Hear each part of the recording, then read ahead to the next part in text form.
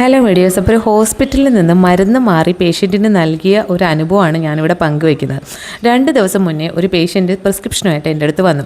അപ്പോൾ അതിൽ ഒരു മരുന്ന് മാത്രമാണ് ആൾക്ക് വേണ്ടിയത്, ബാക്കിയെല്ലാം ഹോസ്പിറ്റലിൽ നിന്ന് കിട്ടി. ആ ഒരു മരുന്ന് കുറവേ കിട്ടിയുള്ളൂ, അതായത് ആകെ ഒരു സ്ട്രിപ്പേ അവിടെ ഉണ്ടായിരുന്നുള്ളൂ. അപ്പോൾ ബാലൻസ് പുറത്തു നിന്ന് വാങ്ങണമെന്ന് പറഞ്ഞിട്ടുണ്ടായി.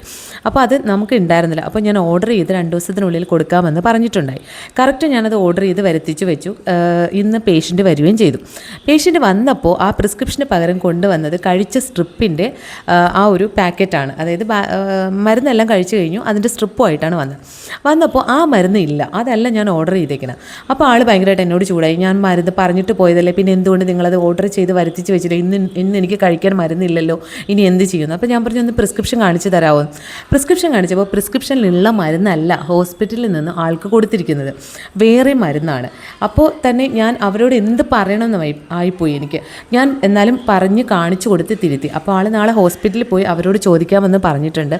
ഒരിക്കലും പേഷ്യൻറ്റിൻ്റെ ഒരു ജീവന് ഭീഷണിയാകുന്ന രീതിയിൽ ദയവ് ചെയ്ത് കെയർലെസ് ആയിട്ട് നിങ്ങൾ മരുന്ന് കൈകാര്യം ചെയ്യരുത്. ഹോസ്പിറ്റലുകാരോടും പറയണം, പ്രത്യേകിച്ച് ഫാർമസിസ്റ്റുകളോട് പറയാണ്, മെഡിക്കൽ ഷോപ്പിലെ ഫാർമസിസ്റ്റുകളോടാണ് എനിക്ക് പറയാനുള്ളത്, ഹോസ്പിറ്റലിലെ ഫാർമസിസ്റ്റുകളോടുമാണ് എനിക്ക് പറയാനുള്ളത്. വളരെ വളരെ കെയറായിട്ട് വേണം നിങ്ങൾ മരുന്നുകൾ കൊടുക്കാനായിട്ട്. ഇപ്പോൾ അദ്ദേഹം 10 ഗുളികയോളം കഴിച്ചു കഴിഞ്ഞു.